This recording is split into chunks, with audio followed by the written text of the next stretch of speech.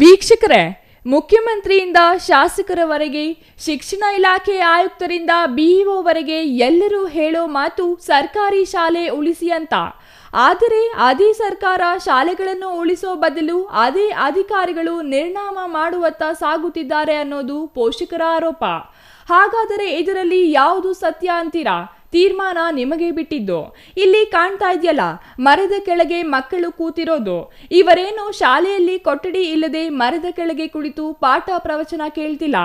ಬದಲಿಗೆ ತಮಗೆ ಆಗಿರುವ ಅನ್ಯಾಯ ಸರಿಪಡಿಸುವಂತೆ ಆಗ್ರಹಿಸಿ ಮರದ ಕೆಳಗೆ ಕುಳಿತು ಪ್ರತಿಭಟನೆ ಮಾಡುತ್ತಿದ್ದಾರೆ.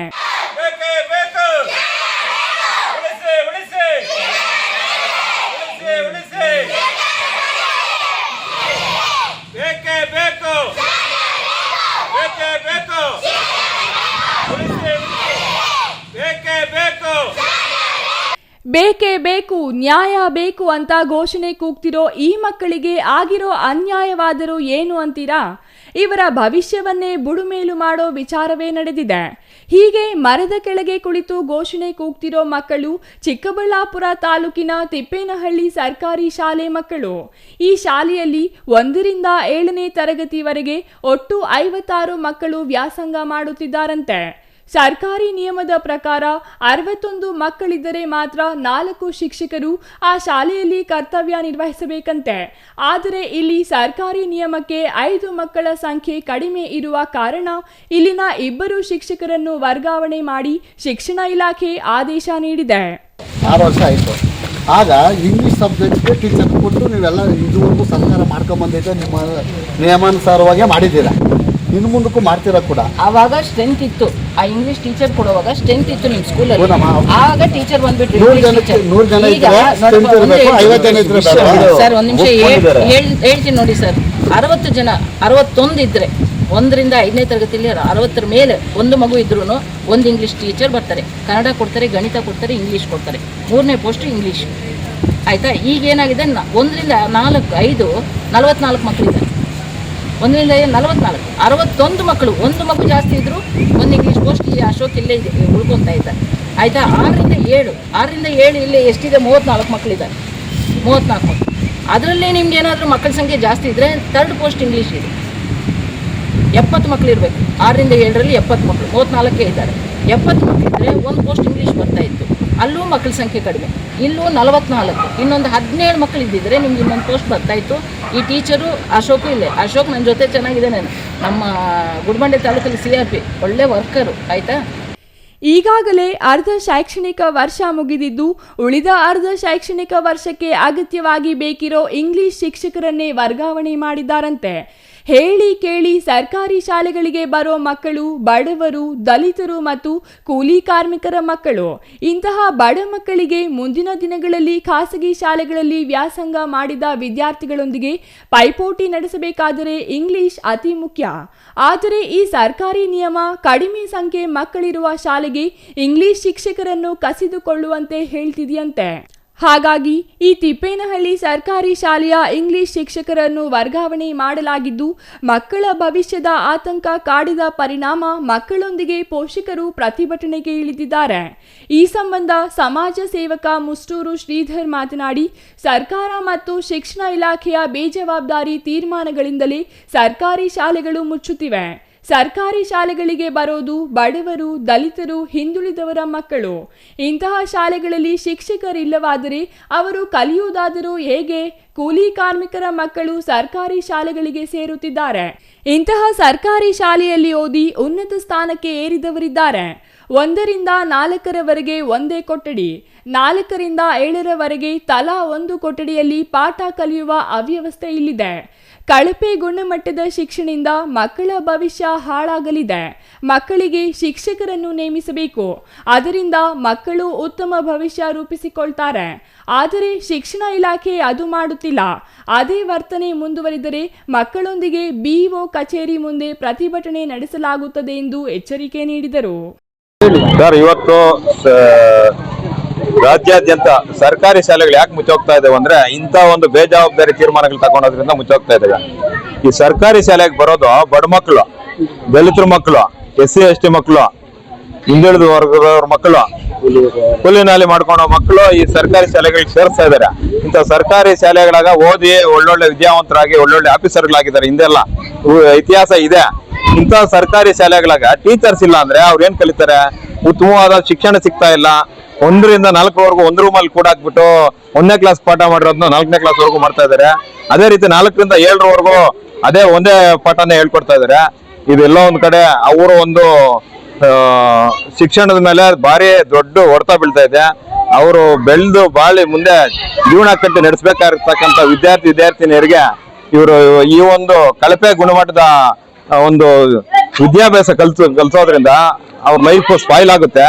ದಯವಿಟ್ಟು ಇದನ್ನ ಸರ್ಕಾರ ಅರ್ಥಕೊಂಡು ಏನು ಸರ್ಕಾರಿ ಶಾಲೆಗಳಾಗ ಮಕ್ಕಳಿದ್ದಾರೆ ಅದಕ್ಕೆ ಪೂರಕವಾಗಿ ಶಿಕ್ಷಕರನ್ನ ನಿಯೋಜನೆ ಮಾಡಿದ್ರೆ ಅವ್ರು ಒಳ್ಳೆ ವಿದ್ಯಾಭ್ಯಾಸ ಕಲಿತಾರೆ. ನಾಳೆ ಮುಂದೆ ರಾಜ್ಯದಲ್ಲೇ ಒಳ್ಳೆ ಮಾದರಿಯಾಗಿ ಬೆಳೀತಾರೆ ಯುವತಿಯರು ಅಂತ ಹೇಳ್ಬಿಟ್ಟು ಈ ಸಂದರ್ಭದಲ್ಲಿ ಹೇಳ್ತೀನಿ. ಇನ್ನು ಶಾಲೆಯ ಎಸ್ಡಿಎಂಸಿ ಅಧ್ಯಕ್ಷ ವೆಂಕಟೇಶ್ ಮಾತನಾಡಿ, ಸರ್ಕಾರಿ ಶಾಲೆಯಲ್ಲಿ ಕೇವಲ 5 ಮಕ್ಕಳು ಕಡಿಮೆ ಇರೋ ಕಾರಣ 2 ಶಿಕ್ಷಕರನ್ನು ವರ್ಗಾವಣೆ ಮಾಡಿದ್ದಾರೆ. ಮುಂದಿನ ದಿನಗಳಲ್ಲಿ ಮಕ್ಕಳ ಸಂಖ್ಯೆ ಹೆಚ್ಚಾಗಲಿದೆ. ಈ ಕುರಿತು ಸಂಬಂಧಿಸಿದ ಹಿರಿಯ ಅಧಿಕಾರಿಗಳಿಗೆ ಮನವಿ ಸಲ್ಲಿಸಿದರೂ ಕ್ರಮ ಜರುಗಿಸಲಿಲ್ಲ. ಇಂಗ್ಲಿಷ್ ಶಿಕ್ಷಕರನ್ನು ತೆಗೆದರೆ ಮಕ್ಕಳ ಸ್ಥಿತಿ ಏನಾಗಬೇಕು? ಮನವಿಗೆ ಸ್ಪಂದಿಸದ ಹಿರಿಯ ಅಧಿಕಾರಿಗಳ ವಿರುದ್ಧ ಹೋರಾಟ ಮಾಡಲು ಮುಂದಾದರೆ ಶಾಲೆ ಸಮಯದಲ್ಲಿ ಪ್ರತಿಭಟನೆ ಮಾಡಬಾರದು ಎಂದು ಬೆದರಿಕೆ ಹಾಕ್ತಿದ್ದಾರೆ ಎಂದು ಆರೋಪಿಸಿದರು. ಶಾಲಾ ಕಾಂಪೌಂಡ್ಗೆ ಹೊಂದಿಕೊಂಡಂತೆ ಹಾಕಿರುವ ಟ್ರಾನ್ಸ್ಫಾರ್ಮರ್ ತೆಗೆಸಲು ಬಿಇಒ ಡಿಡಿಪಿಐ ಅವರಿಂದ ಆಗಿಲ್ಲ. ಅದಕ್ಕೆ ಗ್ರಾಮಸ್ಥರು ಬೇಕು. ಈಗ ಮಕ್ಕಳ ಶೈಕ್ಷಣಿಕ ಅಭಿವೃದ್ಧಿ ಬಗ್ಗೆ ಇವರಿಗೆ ಕಾಳಜಿ ಇಲ್ಲ. ಮುಖ್ಯ ಶಿಕ್ಷಕರಿಂದಲೇ ಈ ಎಲ್ಲ ಅವಾಂತರಗಳು ಈ ಶಾಲೆಯಲ್ಲಿ ನಡೆಯುತ್ತಿದ್ದು, ಈಗ ಇಂಗ್ಲಿಷ್ ಸೇರಿದಂತೆ 2 ಶಿಕ್ಷಕರ ವರ್ಗಾವಣೆಯಾಗಿದೆ. ಡಿಡಿಪಿಐ ಬಂದು ನ್ಯಾಯ ಕೊಡೋವರೆಗೂ ಪ್ರತಿಭಟನೆ ವಾಪಸ್ ಪಡೆಯಲ್ಲ. ಬಡ ಮಕ್ಕಳು ಇಂಗ್ಲಿಷ್ ಕಲಿಯಲೇಬಾರದೆ ಎಂದು ಅಳಲು ತೋಡಿಕೊಂಡರು. ನಮ್ಮ ಮಕ್ಕಳ ಗತಿ ಏನು? ಅದರಲ್ಲಿ ಬೇರೆ ಈಗ 6 ತಿಂಗಳು ಆಗೋಗಿದೆ. ಇನ್ನು 6 ತಿಂಗಳಲ್ಲಿ ಎಕ್ಸಾಮ್ಗೆ ಅವ್ರು ಪ್ರಿಪೇರ್ ಆಗಲ್ಲ. ಈ ಸಿಲೆಬಸ್ ಹಂಗೆ ಕಂಟಿನ್ಯೂ ಆಗಲಿ ಅಂತ ಹೇಳ್ಬಿಟ್ಟು ಅವ್ರಿಗೆ ಸುಮಾರು ಸತಿ ಮನವಿ ಮಾಡಿರ್ತೀನಿ. ಅದೇ ರೀತಿ ಅವರು ಮನವಿಗೆ ಯಾವುದೇ ರೀತಿ ಸ್ಪಂದಿಸಿರಲ್ಲ. ಇವತ್ತು ನಾವು ಹೋರಾಟ ಮಾಡ್ತೀವಿ, ಧರಣಿ ಮಾಡ್ತೀವಿ ಅಂತೇಳಿ ತಕ್ಷಣ ಸ್ಕೂಲ್ ಫೀಲ್ಡಲ್ಲಿ ಮಾಡಬಾರ್ದು, ಅಫೆನ್ಸ್ ಆಗುತ್ತೆ ಅಂತೇಳಿ ನಮಗೆ ಧಮಕಿ ಹಾಕ್ತಾರೆ.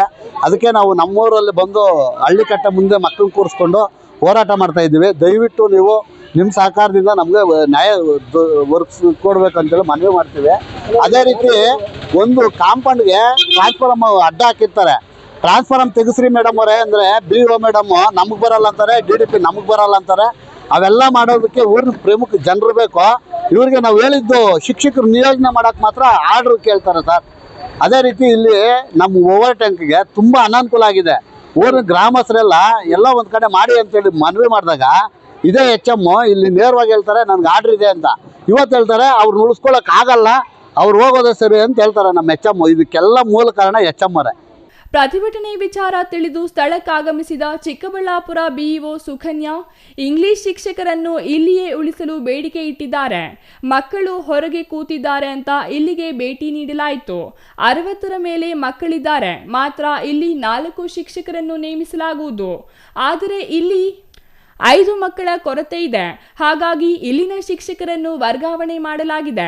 ನಿಯಮಾನುಸಾರ ಇಲಾಖೆಯಿಂದ ವರ್ಗಾವಣೆ ಮಾಡಲಾಗಿದೆ. ಮಕ್ಕಳ ಸಂಖ್ಯೆ ಹೆಚ್ಚಿರುವ ಶಾಲೆಗೆ ಶಿಕ್ಷಕರನ್ನು ಕಳುಹಿಸುತ್ತಾರೆ. ಇಲ್ಲಿ ಮಕ್ಕಳ ಸಂಖ್ಯೆ ಹೆಚ್ಚಾದರೆ ಮತ್ತೆ ಇಲ್ಲಿಗೆ ಹಾಕುತ್ತಾರೆ ಎಂದು ವರ್ಗಾವಣೆಯನ್ನು ಸಮರ್ಥಿಸಿಕೊಂಡರು. 55 ಮಕ್ಕಳಿದ್ದಾರೆ. ಇನ್ನೊಂದು 6 ಮಕ್ಕಳಿದ್ದಿದ್ರೆ 31, 12, 24ಕ್ಕೆ ಒಂದು 7-6 ಮಕ್ಕಳಿದ್ದಿದ್ರೆ ಸಾಕಾಗ್ತಾ ಇತ್ತು. ಉಳ್ಕೊಂತ ಇದ್ರಿ ಟೀಚರ್ ಉಳ್ಕೊಂತ ಇದ್ರು. ಮುಂದಿನ ವರ್ಷ ಮತ್ತೆ ರ್ಯಾಷನಲೈಸ್ ಮಾಡ್ತಾರೆ. ಆಗ ಮತ್ತೆ ಹೆಚ್ಚುವರಿ ಪೋಸ್ಟ್ ಬರುತ್ತೆ. ಇದು ಈಗ ಪರ್ಮನೆಂಟ್ ಅಲ್ಲ, ಇದು 2 ವರ್ಷಕ್ಕೊಂದ್ಸರಿ ಈ ರೀತಿ ಮಾಡ್ತಾ ಇರ್ತಾರೆ. 2 ವರ್ಷಕ್ಕೊಂದ್ಸರಿ ಮಾಡಿದಾಗ ಮಕ್ಕಳ ಸ್ಟ್ರೆಂತ್ ಜಾಸ್ತಿ ಆದ್ರೆ ಮತ್ತೆ ಟೀಚರ್ ಪೋಸ್ಟ್ ಕೊಟ್ಟು ಟೀಚರ್ನು ಕೊಡ್ತಾರೆ. ಇಲ್ಲ ಸರ್, ಅದನ್ನ ನಾವು ವರ್ಗಾವಣೆ ಅನ್ನೋದು, ಹೆಚ್ಚುವರಿ ಅನ್ನೋದು ಇದೆಲ್ಲ ಒಂದು ನಿಯಮಾನುಸಾರ ಮಾಡ್ತಾರೆ ಇಲಾಖೆಯಲ್ಲಿ, ಶಿಕ್ಷಣ ಇಲಾಖೆಯಲ್ಲಿ. ಹಾಗಾಗಿ ಆ ನಿಯಮಗಳ ಅಡಿಯಲ್ಲಿ ಇದಕ್ಕಿಂತ ಮಕ್ಕಳ ಸಂಖ್ಯೆ ಜಾಸ್ತಿ ಇರೋ ಕಡೆ ಈ ಟೀಚರ್ನ ತಗೊಂತಾರೆ. ಬಿಇಒ ಅವರ ಹೇಳಿಕೆಯಿಂದ ಕುಪಿತಗೊಂಡ ಮಕ್ಕಳು ಬಿಇಒ ಅವರ ಕಾರಿಗೆ ಮುತ್ತಿಗೆ ಹಾಕಿ ಘೋಷಣೆ ಕೂಗಿದ ಪರಿಣಾಮ ಅವರು ಅನಿವಾರ್ಯವಾಗಿ ಕಾಲ್ನಡಿಗೆಯಲ್ಲಿ ಹೊರಡುವಂತಾಯಿತು. ಇನ್ನು ಶಿಕ್ಷಕರ ವರ್ಗಾವಣೆ ರದ್ದು ಮಾಡುವವರೆಗೂ ಪ್ರತಿಭಟನೆ ನಿಲ್ಲಿಸಲ್ಲ ಎಂದು ಪಟ್ಟು ಹಿಡಿದಿರುವ ಪೋಷಕರು ಮತ್ತು ಮಕ್ಕಳು ಮರದ ಕೆಳಗೆಯೇ ಕುಳಿತು ಪ್ರತಿಭಟನೆ ಮುಂದುವರೆಸಿದ್ದು, ಈ ಸಂಬಂಧ ಶಿಕ್ಷಣ ಸಚಿವರು ಸೇರಿದಂತೆ ಮುಖ್ಯಮಂತ್ರಿಗಳಿಗೆ ದೂರು ನೀಡಲಾಗುವುದೆಂದು ಪೋಷಕರು ಎಚ್ಚರಿಕೆ ನೀಡಿದ್ದಾರೆ. ಅಲ್ಲದೆ ಪ್ರಸ್ತುತ 5 ಮಕ್ಕಳ ಕೊರತೆಯಿಂದಾಗಿ ಮುಂದಿನ ಶೈಕ್ಷಣಿಕ ವರ್ಷಕ್ಕೆ ಸುಧಾರಿಸಲು ನಾವು ಶ್ರಮಿಸುತ್ತೇವೆ. ಆದರೆ ಈಗ ಇಂಗ್ಲಿಷ್ ಶಿಕ್ಷಕರ ವರ್ಗಾವಣೆ ಮಾಡಿದರೆ ಮುಂದಿನ ವರ್ಷಕ್ಕೆ 20 ಮಕ್ಕಳು ಶಾಲೆಗೆ ದಾಖಲಾಗುವುದು ಅನುಮಾನ ಎಂಬ ಸ್ಥಿತಿ ಇದೆ. ಇದಕ್ಕೆ ಕಾರಣ ಇಂಗ್ಲಿಷ್ ಕಲಿಸದ ಶಾಲೆಗೆ ತಮ್ಮ ಮಕ್ಕಳನ್ನು ಕಳುಹಿಸುವುದಿಲ್ಲ ಎಂದು ಪೋಷಕರು ಈಗಾಗಲೇ ಹೇಳಿದ್ದು, ಸರ್ಕಾರದ ಇಂತಹ ನಿಯಮಗಳಿಂದ ಸರ್ಕಾರಿ ಶಾಲೆಗಳಿಗೆ ಬೀಗ ಬೀಳುತ್ತಿದೆ ಎಂದು ಪೋಷಕರು ಅಳವತ್ತುಕೊಂಡಿದ್ದಾರೆ.